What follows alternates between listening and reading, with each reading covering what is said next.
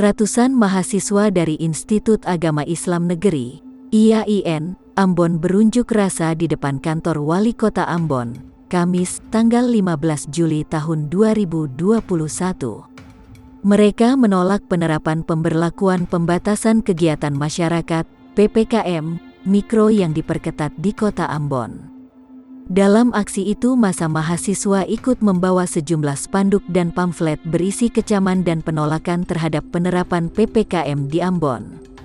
Dalam orasinya, para mahasiswa meminta pemerintah Kota Ambon segera mencabut penerapan PPKM di Kota Ambon. Sebab mahasiswa menilai PPKM hanya menyusahkan masyarakat kecil dan mematikan perekonomian masyarakat.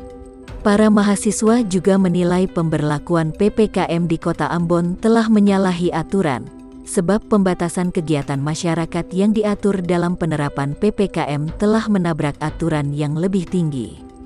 Selain meminta pencabutan penerapan PPKM, mahasiswa juga mendesak pemerintah Kota Ambon untuk lebih transparan mengelola anggaran COVID-19.